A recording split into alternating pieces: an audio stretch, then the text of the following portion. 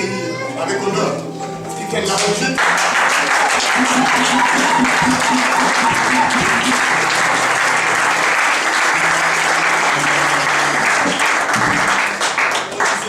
C'est un ami depuis longtemps.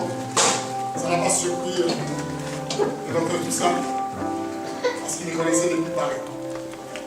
L'honneur nous est donné encore. Parce qu'hier, nous étions avec l'apôtre Bernada et son épouse.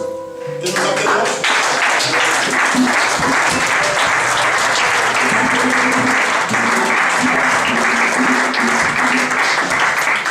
Seigneur, qui fait du bien. Nous avons reçu l'honneur de recevoir l'évangile et ses milieux. Avec son équipe.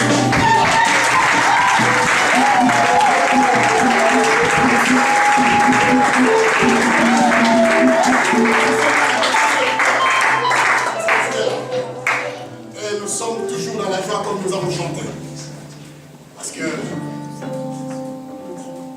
je n'aurai pas le temps de le présenter. À un certain moment, je ferai honneur. Et je veux vraiment que nous puissions le faire honneur aussi. Parce que il est celui qui nous suit depuis trop longtemps. Et toutes les conventions, il est là. Parce qu'à chaque convention, on me demande, alors quand est-ce qu'il va venir? Alors aujourd'hui, il n'est pas seul. Le révérend docteur Toussaint, qui va se mettre debout, accueillir.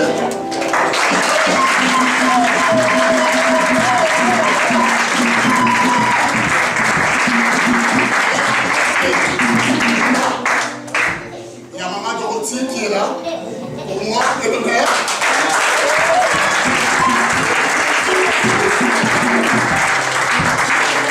Quand je suis parti à Paris, j'arrive, il y avait une table qui était dressée. Maman était déjà là, tout était préparé. Elle m'attendait juste pour faire les services. Alors j'ai dit, je suis béni. J'étais seul à manger, mais les repas étaient comme s'il y avait plus de 10 personnes. Bon, il n'y avait pas les tu peux voir, sinon j'allais ramener. C'était seulement pour moi. Amen.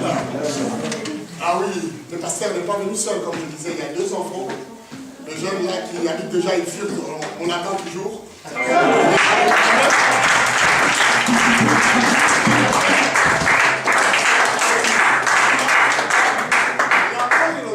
Un autre frère qui m'a dit tout à l'heure, ah pasteur, j'ai trouvé le paradis pour mon épouse. Les coins que j'aimais beaucoup pour vivre. Notre frère va se lever. Il vient de parler.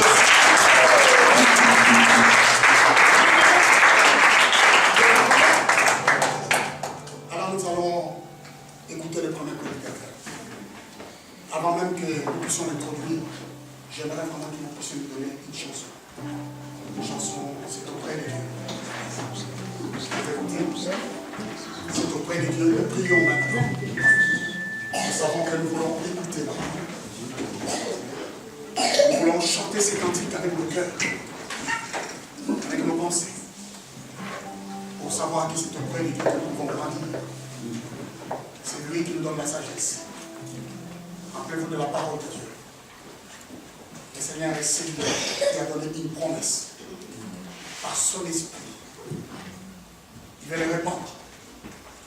Mais après cela, il ne les donne pas comme ça. Je sais que le Seigneur n'est pas un fiston pour mentir. Le pasteur nous a dit, il faut que vous partiez d'ici, recevant son esprit et que vous partez avec. Parce que si Dieu a fait cette promesse, c'est qu'il est venu pour les donner. Alors nous voulons vraiment être devant lui, devant sa présence. Nous allons nous lever et nous allons chanter ces cantiques, c'est au nom de Dieu. On s'approche.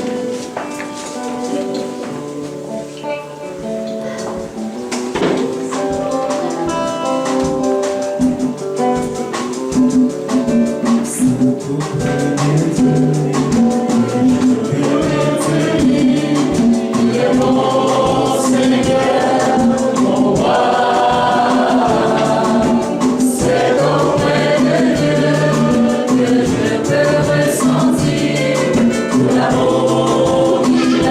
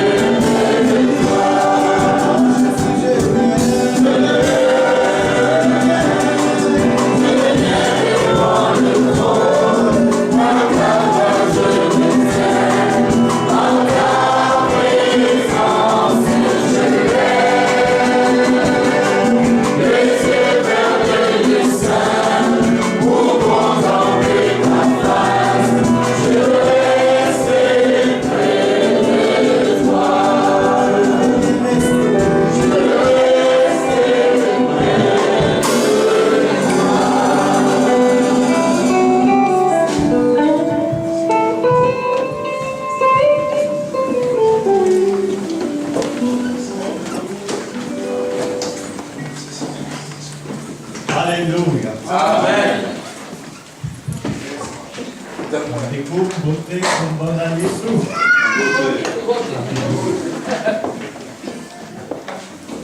Ceux qui étaient là hier soir, est-ce que vous avez été bénis? Amen. Ceux qui n'étaient pas là, vous avez eu tort. C'est bien fait pour vous. Vous remarquerez, ceux qui étaient là hier soir, vous avez remarqué combien de fois le pasteur a dit « Vous êtes français, c'est écrit en français ». Je ne sais pas combien de fois tu l'as dit, mais ça a été un nombre important. Et vous remarquerez que moi aussi, je suis français, ce qui est pas une gloire pour moi, mais qu'en plus, je parle français et que j'ai demandé si vous aviez été bénis. Amen. Je n'ai pas demandé si vous aviez été content du message. Certains ont dû apprécier, moi j'ai apprécié, je vous dis, et c'est pas parce qu'il est là, hein. Il y en a pas mal qui me connaissent ici, quand j'apprécie pas, je le dis aussi, mais moi j'ai apprécié, mais je pense qu'il y en a peut-être qui ont été dérangés, et c'est possible. Et je fais partie de ceux qui pensent qu'un message n'est pas fait pour faire plaisir, mais qu'il est fait pour édifier. Amen. Alléluia. Et il y a deux mots qu'il a répétés souvent, et le pasteur vient de les répéter juste à l'instant, après cela. Et encore une fois, je suis entre guillemets, un bon français qui ne connaît pas trop mal le français. Il a dit après cela. S'il y a eu un après cela, ça veut dire qu'il y a eu un cela. Et s'il y a eu un cela, ça veut dire aussi qu'il y a eu un avant cela. Il y a eu après cela, cela et avant cela. Et justement, il a dit hier soir aussi quelque chose qui m'a intéressé. Il a dit, je fais mon travail, les autres se débrouilleront demain. Ça, je vous apprécier que le Seigneur... Alléluia. Et c'est vrai que tout à l'heure, on m'a dit, tu vas parler, je cherchais ce que j'allais dire, j'en ai parlé un petit peu avec lui. Et puis tout d'un coup, j'ai dit, on va parler de cela. Alors, si ma sœur veut mettre la première diapositive, là, ça fonctionne pas. il y a un problème, ça ne fonctionne pas. Donc, on va le faire sans diapositive. Ce message, cet enseignement, c'est sur la présence de l'Esprit de Dieu. Et on est là pour ça. Parce qu'il nous a dit qu'après cela, il répandra son esprit sur toute chair. Mais d'abord, j'aimerais parler de cela avant et avant cela. Vous savez, je sers le Seigneur depuis maintenant 29 ans. Enfin, ça fera 29 ans au mois d'août, Dieu voulant. Il veut me donner vie jusque-là. Apparemment, il veut, malheureusement pour moi. En 2013-2014, j'ai jamais autant voyagé pour une de ma vie. Il y a eu le Bénin, il y a eu le Cameroun, il y a eu Israël, il y a eu la RDC, il y a eu 2 fois l'Irlande. Et jamais autant voyagé pour la gloire de Dieu. J'avais l'impression que tout allait bien. Et là, janvier-février, je suis allé en RDC, j'ai vu encore la gloire de Dieu, c'était fantastique, on a pu faire des enseignements pour leaders, c'était génial. Et au retour, on a été chez le pasteur Toussaint, et pendant une réunion, on fêtait les 50 d'église, je me suis mis à trembler. Alors c'est vrai qu'il faisait je ne sais pas combien de degrés, très peu, mais j'arrivais d'un pays où il faisait 45 degrés, donc j'ai mis ça sur le compte d'un petit rhume. J'ai dit c'est un petit coup de rhume, lui-même a dit c'est bien qu'il fait froid, bon c'était pas très bien isolé. Bon, et au fur et à mesure que les jours ont passé, j'ai commencé à perdre la tête. Et j'ai aussi commencé à perdre l'appétit. Perdre la tête c'était pas trop grave, perdre l'appétit pour moi c'est très grave. Et les choses ont été tellement mal qu'au bout d'une semaine, on m'a emmené à l'hôpital et je me suis retrouvé en réanimation avec un paludisme de forme extrême, dont la médecine dit qu'il est très très rare de se sortir. Soit on peut s'en sortir et perdre la tête, devenir comme un gars de 40 ans qui a perdu la tête, qui sera, entre guillemets, je n'ai pas le mot, mais gâteux à vie, qui ne sera plus capable de penser. Mais on m'a emmené à l'hôpital. Moi j'étais inconscient sans être conscient, je ne vous raconterai pas là, ce serait trop long. Mais ça, c'était l'avant cela. Et donc, je n'ai pas entendu tout ce qu'on m'a dit à ma femme. Tout ce que je sais qui m'a été rapporté, c'est que les médecins, ils ont dit on va faire ce qu'on peut. Quand ils disent on va faire ce qu'on peut, ça veut dire que c'est fichu. Bon. Et pendant qu'ils étaient en train de me trafiquer, de me mettre des aiguilles, des piqûres partout, c'est un véritable hérisson, le Seigneur m'a fait faire 4 voyages spirituels. 4 fois, j'ai été visiter la vallée de l'ombre et de la mort du psaume 23. Je ne vous raconterai pas tout ce qui s'est passé, je souhaite à personne de vivre ce que j'ai vécu. Les 2 premières fois, j'ai été dans cette vallée, et il s'est passé tout un tas de choses, et quand je sortais de la vallée, c'est comme si je montais sur une estrade, un peu au-dessus de la vallée, et là je retrouvais l'Esprit de Dieu, et l'Esprit de Dieu m'enseignait. Les 2 premiers voyages, l'Esprit m'a dit, on va faire le bilan de ta vie. Et on a fait un bilan, est-ce que vous voulez que je vous raconte le bilan? Non, parce que de toute façon, je ne voudrais pas vous raconter. Moi, je pensais que tout allait bien, et ben, l'Esprit de Dieu m'a montré qu'il y avait quelques petites choses à revoir. Et après ces 2 bilans, le Seigneur m'a fait faire un 3e voyage, qui a été aussi très pénible. Et au retour du 3e voyage, le Saint-Esprit m'attendait, et l'Esprit de Dieu m'a dit, maintenant, tu es totalement guéri. Et je suis reparti faire un 4e voyage. Et au retour du 4e voyage, l'Esprit de Dieu, comme s'il voulait me mettre un petit coup d'électrochoc supplémentaire, il m'a dit, attention, tout ce qui n'est pas conviction est péché. Tout ce n'est qu'un. C'est pas simplement d'avoir la foi, c'est pas simplement de croire, c'est d'avoir la conviction. Et là, j'ai repris mes esprits un peu humains, et la première chose que j'ai vue, en fait, c'est des infirmières qui étaient en train de me piquer dans tous les sens. J'avais une visite médicale tous les quarts d'heure pendant 24 heures, et il y a un interne qui est arrivé. Un jeune homme assez sympathique, qui représentait les 6 médecins qui me suivaient, et l'interne me sort des grands mots médicaux et tout. Je lui ai dit, écoutez, je suis français, parlez français, dites-moi où j'en suis. Ben, il m'a dit, c'est pas compliqué, la majorité de vos globules rouges sont morts, ils sont tombés dans votre système urinaire et sanguin, votre foie ne fonctionne plus, vos reins ne fonctionnent plus, votre rate ne fonctionne plus. Et vous avez toutes les doses de produits dans les urines et dans le sang, sont 5 fois la dose mortelle pour un être humain normal. Donc ils m'ont dit, vous savez, il n'y a pas beaucoup d'espoir. Et moi j'ai eu un grand sourire. Parce que quelques heures ou quelques jours avant, le Saint-Esprit vient de me dire, tu es complètement malade. Amen. Et pendant tous les jours, la santé empirait tous les jours, et à chaque fois qu'il me faisait un bilan 3 fois par jour, il revenait, il me disait, monsieur Bernadette, ça a empiré. Ok, je sais, c'est pas un problème. Même la machine à dialyse s'est arrêtée, la machine a déclaré qu'elle n'était plus compatible avec moi. C'est pour vous dire que la machine ne voulait plus fonctionner. Mais j'ai dit, c'est pas grave, Dieu m'a dit, 1, tu es guéri, et 2, tout ce qui n'est pas conviction est péché. Et cette machine qui était censée prendre mon sang, refaire mon sang à neuf régulièrement, s'est arrêtée. Ils m'ont dit, vous savez, le plus gros avenir que vous avez, c'est 3 dialyses par jour et une greffe des reins dans les temps qui suivront. J'ai dit, vous ne leur mettrez jamais cette machine. Ils ont cru que je ne voulais pas de la machine. J'ai dit, c'est pas que je ne veux pas la machine. J'ai dit, moi, je sais que vous ne la mettrez jamais.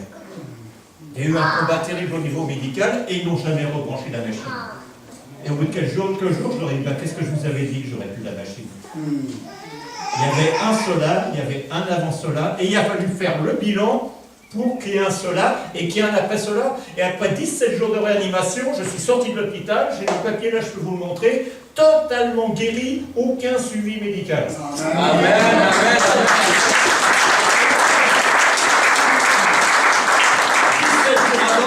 Il est complètement fichu. Et on a un serviteur de Dieu que certains connaissent, un docteur Bemba, qui est au conseil de qui est médecin et tout. Je lui ai envoyé mes analyses médicales. Il m'a renvoyé, il m'a dit, tu sais, tu es un miraculé. Parce qu'il m'a dit, j'ai eu la même genre de problème que toi à l'hôpital, et l'homme qui avait le même problème est mort au bout de 5 jours, en réanimation. Il m'a dit, t'es vraiment... Et tous les médecins que je vois me disent, mais comment se fait-il que vous soyez vivant? Parce qu'il y a eu un après et un après cela. Alors justement, ce que je voulais faire d'une manière rapide, parce que j'ai pas beaucoup de temps, c'était justement qu'on fasse un petit bilan. Vous savez, les bilans, ça peut être agréable, ça peut être aussi désagréable, comme le message d'hier soir. On va voir où on en est par rapport à cela. Alors si la machine avait marché, vous voyez, c'est comme la machine à dialyse, avec moi-même le rétroprojecteur refuse de marcher, le vidéoprojecteur. Donc je vais vous parler de la présence de l'Esprit de Dieu. La présence de l'Esprit de Dieu par rapport à nous, elle peut avoir 4 situations, j'allais dire géographiques, entre guillemets, différentes. L'Esprit de Dieu peut être au-dessus de nous. On voit la Genèse, l'Esprit de Dieu flottait sur les eaux. Et dans le 2e livre des Chroniques, au chapitre 7, au verset 1 et 2, c'est la dédicace du temple par Salomon. Il est dit, lorsque Salomon eut achevé de prier, le feu du ciel descendit, consuma l'holocauste, etc. La gloire de Dieu emplit la maison. La présence de l'Esprit emplit la maison. Les sacrificateurs ne pouvaient pas entrer dans la maison car la gloire de l'Éternel remplissait la maison. À cette époque-là, la gloire de Dieu était tellement énorme que les sacrificateurs ne pouvaient même pas s'en approcher. Ils avaient la loi, la connaissance, leur théologie, tout ce qu'ils voulaient, mais ils n'avaient pas cette présence de l'Esprit de Dieu en eux. Ils n'avaient même pas l'amour. Si on a la chance, nous, de fréquenter pas mal de milieux juifs Alors, juif orthodoxe, c'est-à-dire qu'il ne croit pas en Jésus comme sauveur. Et vous savez, quand il fête la bonne année juive, il se souhaite bonne année, mais il se souhaite aussi une chose. Ça, j'ai appris ça cette année. Il dit, je souhaite que ton nom soit écrit un jour dans le livre de vie. C'est impressionnant. Nous, on sait que si on a donné notre vie à Jésus, si on a mis les choses en règle au maximum, notre nom est inscrit dans le livre de vie. Les Juifs, tous les ans, se souhaitent d'arriver à être inscrits dans le livre de vie. C'est fantastique. Nous, on le sait. Et donc même, il n'est pas dit que le peuple, les Israélites, ne pouvaient pas rentrer dans la présence de Dieu. Il est dit, les sacrificateurs, les responsables, eux-mêmes qui étaient censés être meilleurs que les autres. Vous savez que le souverain sacrificateur, quand il entrait dans le Saint des Saints, on l'attachait avec une corde. Parce que s'il n'était pas assez pur, il mourait. Et pour pouvoir le ressortir, comme personne ne pouvait rentrer, on disait on va tirer le corps avec une corde. Bon, je ne sais pas, il n'est pas écrit quelque part qu'il y en a qui soit mort dedans. Mais c'est vrai qu'il y avait une crainte et ils avaient la peur de la présence de Dieu, la peur de l'Esprit de Dieu. Pourtant, ils le connaissaient, ils avaient vu comment l'Esprit de Dieu les avait guidés dans le désert. La nuit le jour, la colonne de feu la nuit. Ils connaissaient, mais ils en avaient peur. La deuxième position de l'Esprit de Dieu par rapport à nous, c'est l'Esprit de Dieu, je reprends, avec nous. L'Esprit de Dieu avec nous. Jésus, dans Matthieu 17, la transfiguration, il est dit, son visage resplendit comme le soleil, ses vêtements devinrent blancs comme la lumière, etc. Il parlait encore et une nuée le couvrit. Et au verset 6, ils disent, lorsqu'ils entendirent sa voix, c'est-à-dire les disciples et ceux qui étaient avec lui, les disciples tombèrent sur leur face, ils furent saisis d'une grande frayeur. Si vous réfléchissez, moi, en bon français, c'est pas logique. Ça fait longtemps qu'ils suivent Jésus, ça fait longtemps que Pierre a dit tu es le Fils de Dieu, etc., etc. Et là, ils ont la preuve que Jésus est le Fils de Dieu. Qu'est-ce qu'il fait? Il n'est pas dit qu'ils tombent et qu'ils se prosternèrent. Ils tombent et ils ont peur. L'Esprit de Dieu est avec eux, et en Jésus, ils ont peur encore. Parce qu'il est seulement avec eux. Et une chose entre parenthèses, que j'aime beaucoup dans ce texte, et que j'aime beaucoup quand on parle de la gloire de Dieu, souvent, quand on parle... Vous remarquerez quelque chose, quand on parle de la transfiguration, quand on parle de la gloire de Dieu souvent, on parle de la gloire de gens qui sont en train de ne rien faire. Jésus, il est assis, il discute avec Moïse et Élie. Dieu, quand on voit sa gloire, il est assis sur son trône. Et nous, bons humains, souvent, pour montrer notre gloire, on essaye de faire plein de choses. Non, à chaque fois que la gloire de Dieu resplendit, c'est justement quand ils ne font rien. J'aimerais pouvoir prendre du temps, parce que c'est vrai qu'on va parler du Saint-Esprit. Bon, on n'aura peut-être pas l'occasion là, mais on pourrait parler des dons, des ministères, des opérations. Et moi, j'aime beaucoup parler de ça. Ah ben, ça y est, ça arrive. Donc, tu vas arriver à afficher le diaporama. Voilà, il y a quoi qui fait ça. Bon. Et j'ai remarqué une chose. Moi, j'étais pour les dons. Et je vois, on était au Cameroun, on a vu un enfant ressuscité, j'ai vu plein de miracles et tout. Et moi, j'étais content. Je dis, ça, c'est la gloire de Dieu. Et un jour, on était dans une église à Stein, où il y avait un bruit, c'était colossal, c'était terrible, les murs tremblaient par Wassonneau. Et le pasteur dit, le Saint-Esprit est là, le Saint-Esprit est là. Moi, la seule chose que je chantais, c'est que j'avais mal à la tête. Et tout d'un coup, c'est comme si la sono s'était arrêtée. Et Dieu m'a dit, ouvre ta Bible. Et je l'ai ouvert au chapitre 8, au verset 1 du livre des Actes, où il est écrit, il y eut environ 30 minutes de silence. Apocalypse, c'est ce que j'ai dit. Oui, d'accord. Apocalypse, chapitre 8, verset 1. Il y eut environ 30 minutes de silence au ciel, à l'ouverture du 7e sceau. Vous remarquerez aussi, là aussi je suis encore en français, il n'est pas écrit, il y eut 30 minutes de silence. Il y eut environ. Comme le jour de la Pentecôte, ils n'étaient pas 120. Ils étaient environ 120. C'est-à-dire qu'ils étaient peut-être 119 ou 121. Ils n'étaient pas 120. Mais donc, 30 minutes de silence. Et j'ai compris que tout ce qu'on cherchait par l'Esprit de Dieu, on n'aura peut-être pas le temps d'en parler là, il faudra en parler d'autres fois. Tout ce qu'on cherchait par l'Esprit de Dieu, c'est simplement pour en arriver à ce moment précis de l'Apocalypse, il y eut environ 30 minutes de silence. C'est incroyable ce que Dieu est puissant quand on fait silence. Alléluia. Pour ça qu'un jour, il y avait un groupe de louanges qui faisait un peu plus de bruit que celui-là, et on sentait que Dieu voulait parler. Mais le groupe de louanges ne laissait pas les prophètes prophétiser. Alors on a prié, on a dit, Seigneur, fais un miracle, il faut que tu parles. Et la directrice de louange s'est étranglée avec sa salive. Donc elle s'est arrêtée de chanter et Dieu a pu parler. Donc tu avances si tu peux, la diapo suivante. Voilà, continue. Voilà, continue.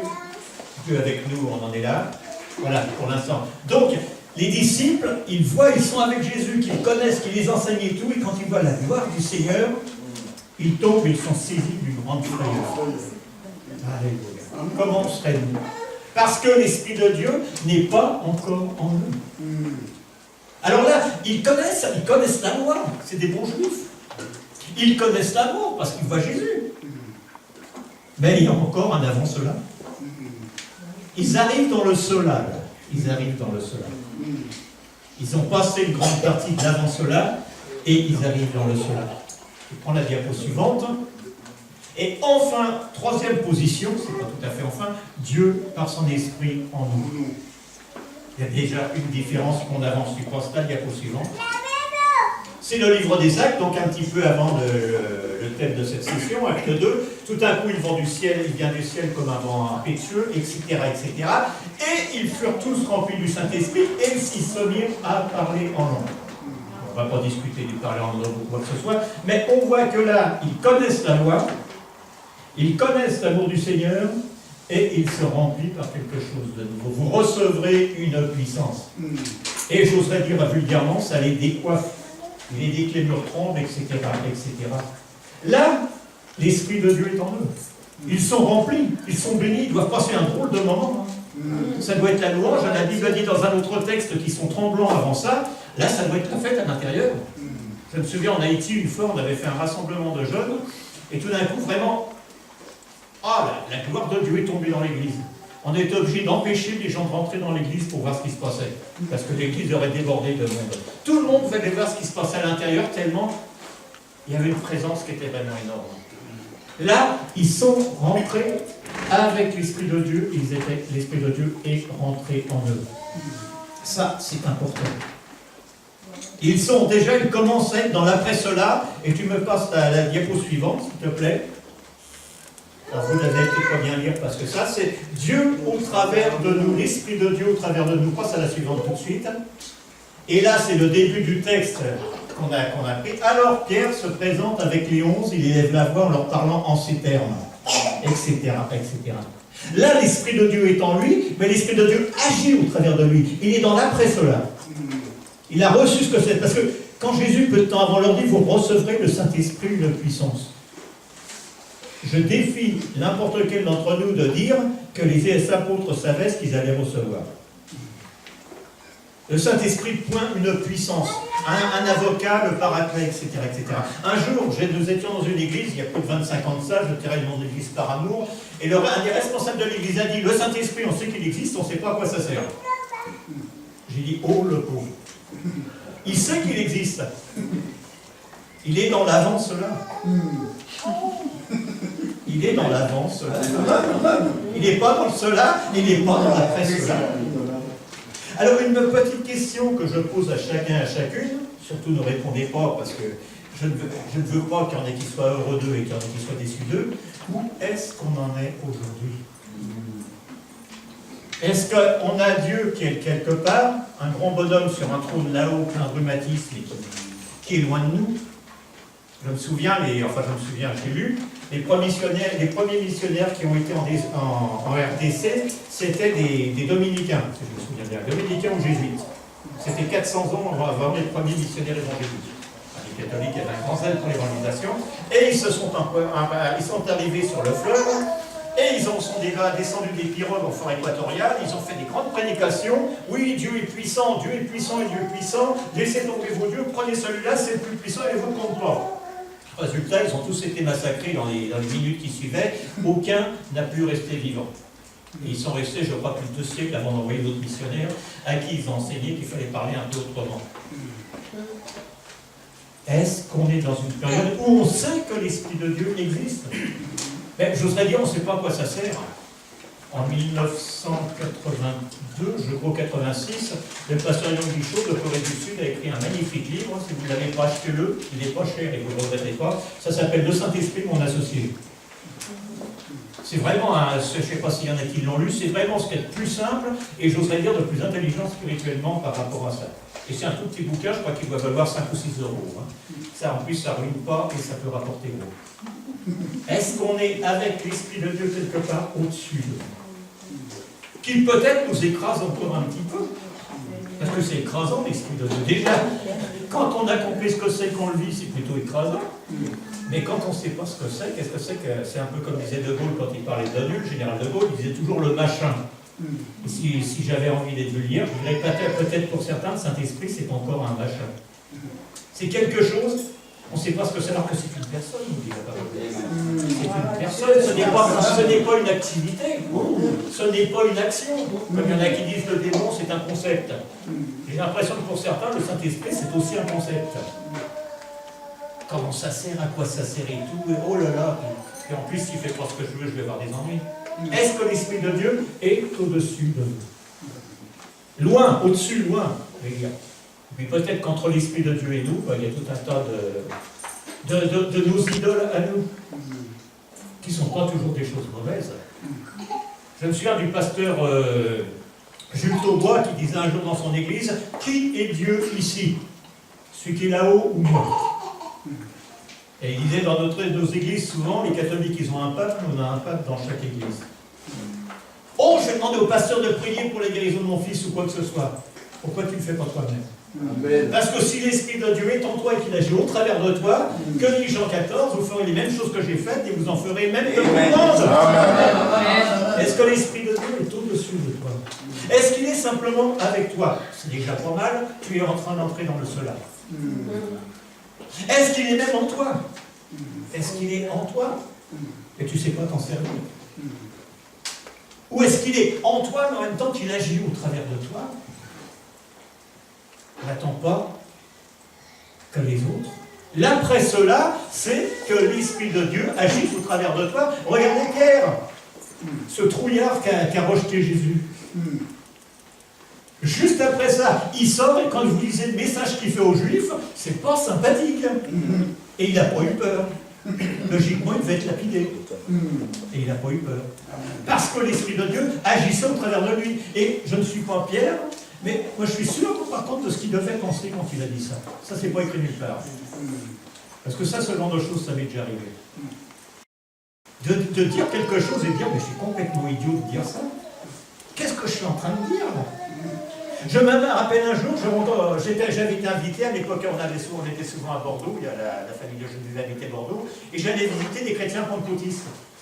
Et un jour, une sœur me dit, il faut que vous rencontriez une dame. Bon, rien de normal, on prie ensemble, puis je regarde la femme, je lui dis, je m'excuse, mais il faut que je vous dise quelque chose. Elle me dit, allez-y, je lui dis, je vous vois veuve. Et dans ma tête, je commence à me dire, mais qu'est-ce que je suis en train de raconter comme... Et la femme éclate de rire, elle dit, mon mari a 65 ans, il est en pleine santé, il n'a pas envie de mourir. Elle dit, vous devez dire ça pour la dame qui est à côté. Je dis, non, la dame de côté, qui est à côté, je la connais, elle est veuve depuis 23 ans. Je vais pas lui dire je dis, c'est vous, elle veuve. Et plus j'insistais, plus j'étais mal à l'aise, plus je disais, Seigneur, fais quelque chose, parce qu'on est même parti. Et la femme a éclaté de rire, elle est partie en rigolant.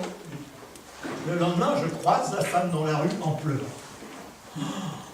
Qu'est-ce qui s'est passé? Je vais chez la personne qui nous avait invités, elle me dit, taisez-vous.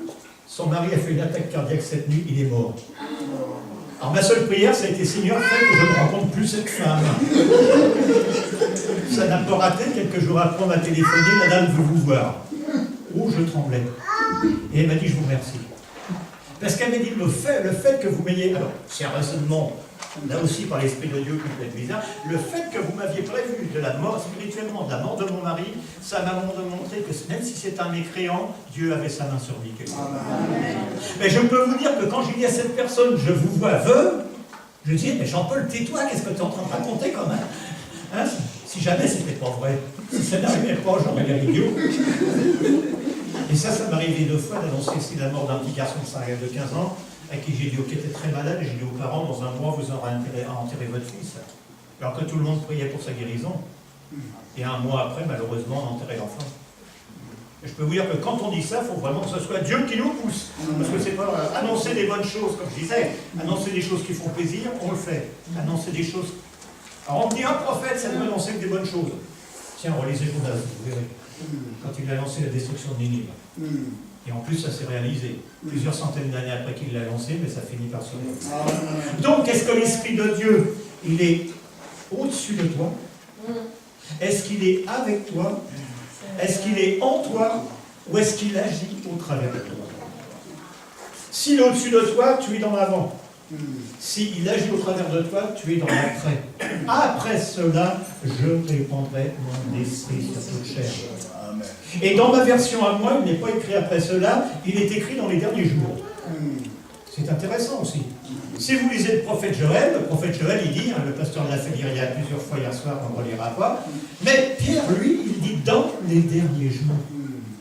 Dans les derniers jours, après la crucifixion, après la mort et la résurrection de Jésus.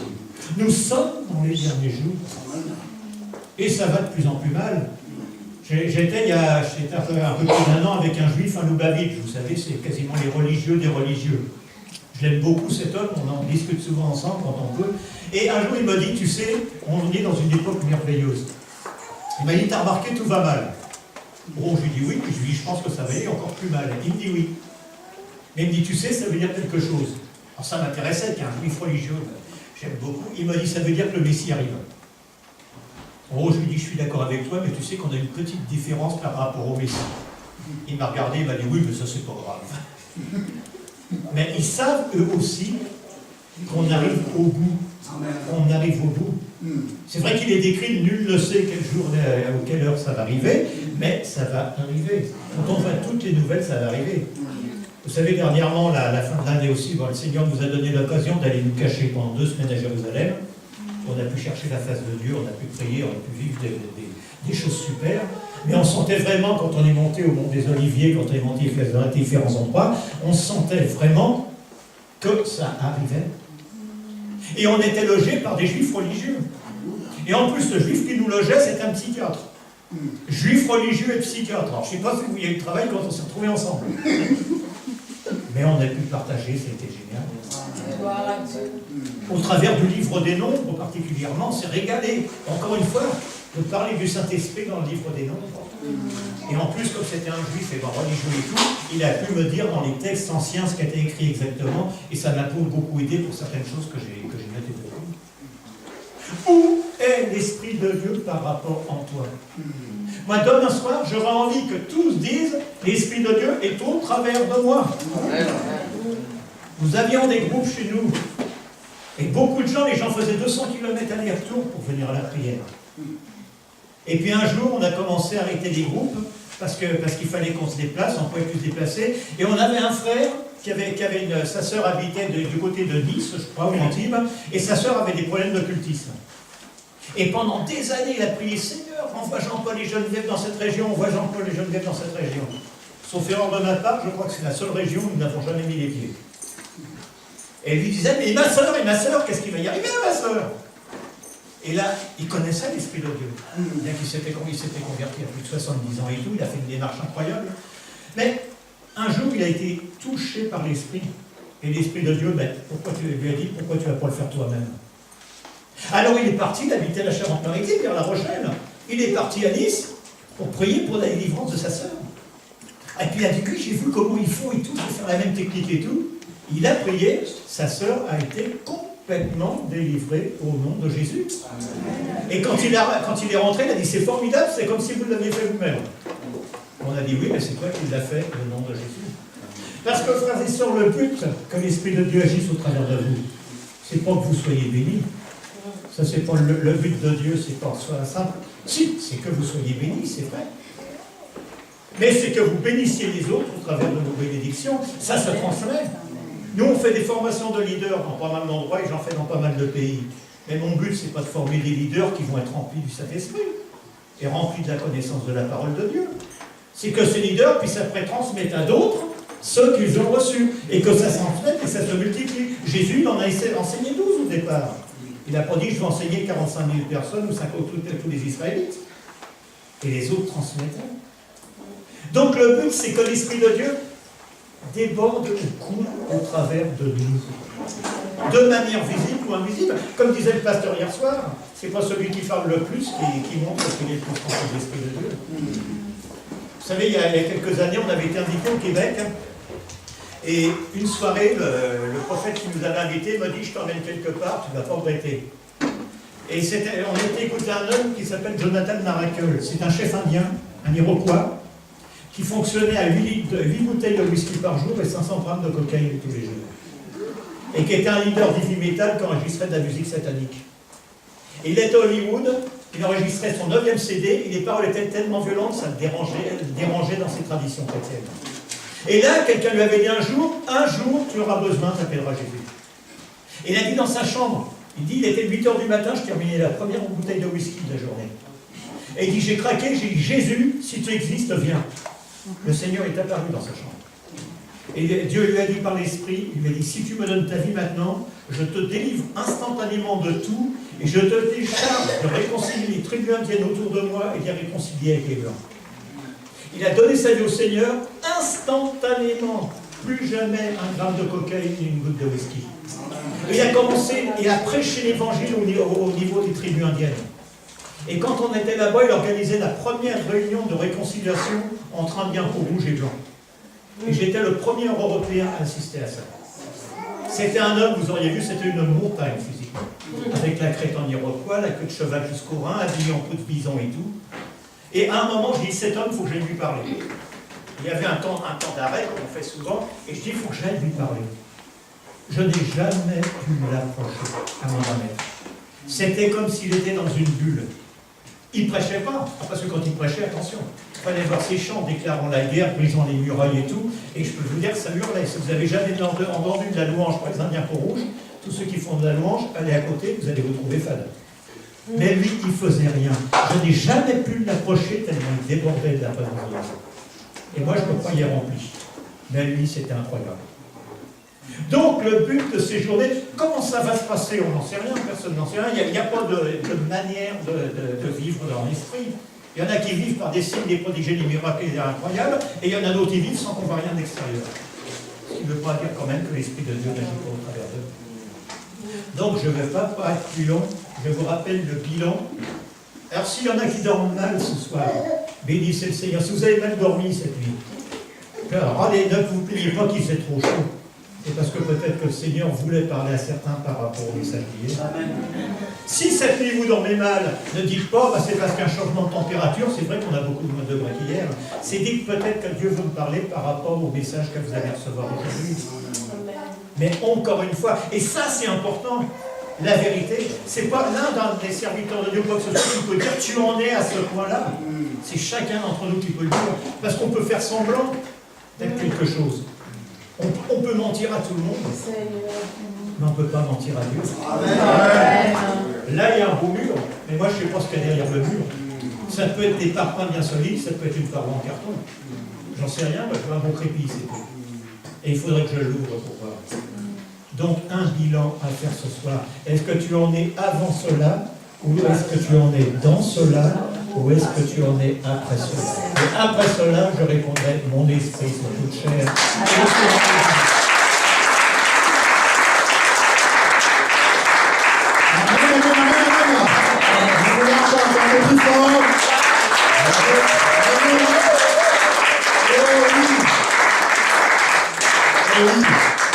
C'est vrai. Est-ce que nous sommes dans cela, après cela ou avant cela?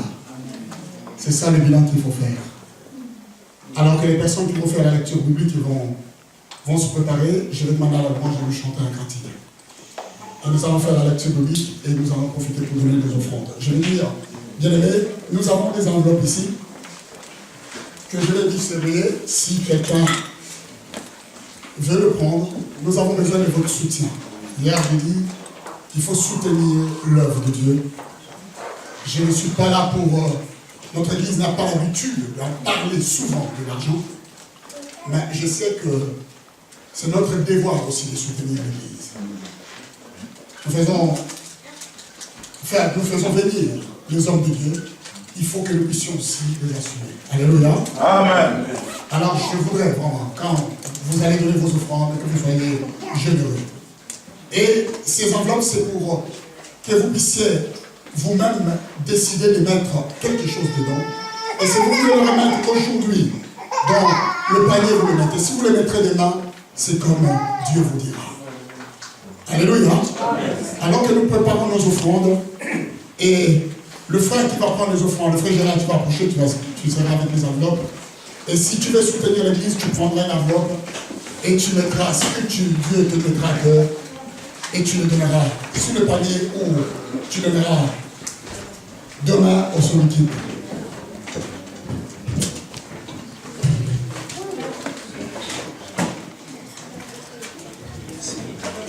Mettons-nous tous debout, s'il vous plaît.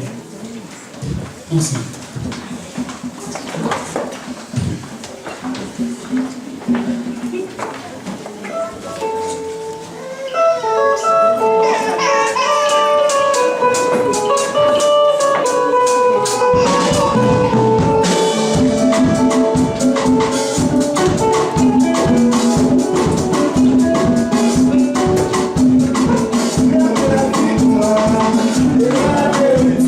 I saw her,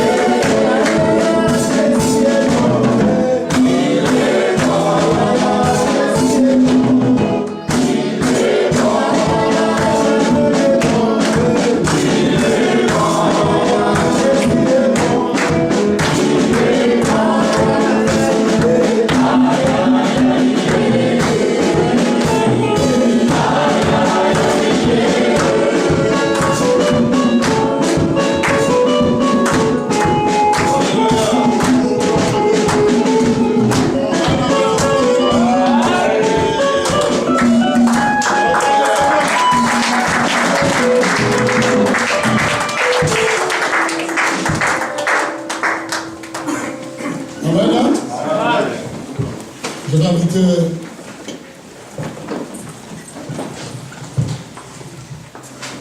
la sœur Karine pour la première lecture.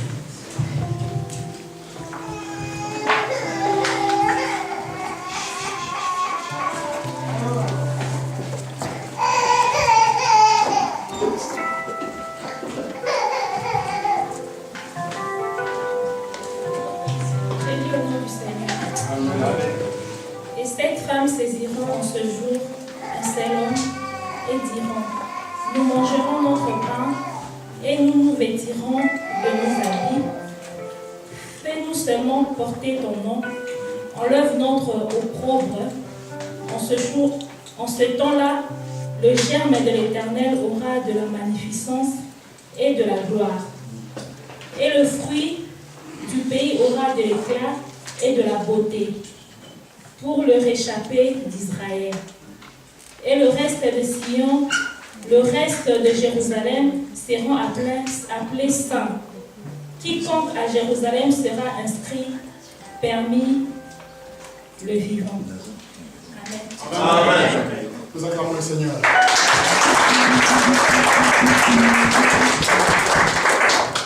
J'appelle la sœur Sylvana pour la deuxième lecture.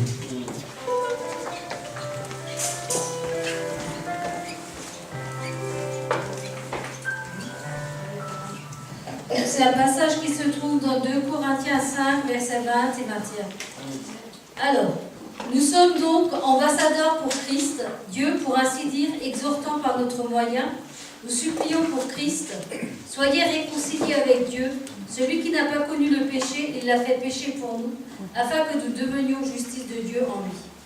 Amen. Amen.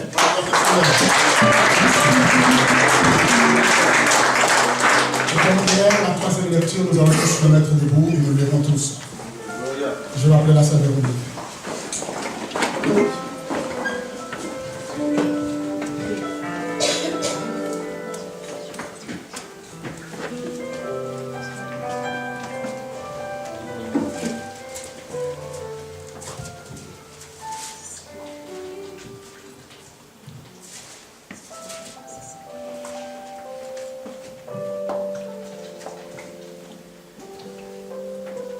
Alors c'est Luc 10, verset 33-36.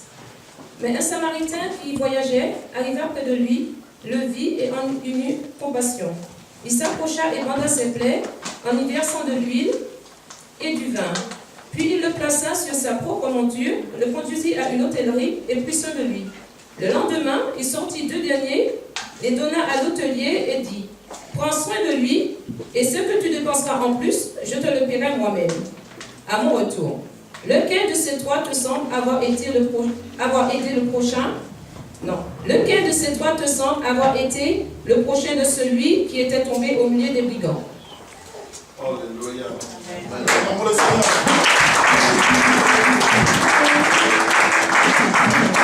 Vraiment, j'ai l'assurance. Et lorsque la chorale est en train de chanter, j'invite le docteur Toussaint pour nous apporter les messages de cette soirée. Et on acclame.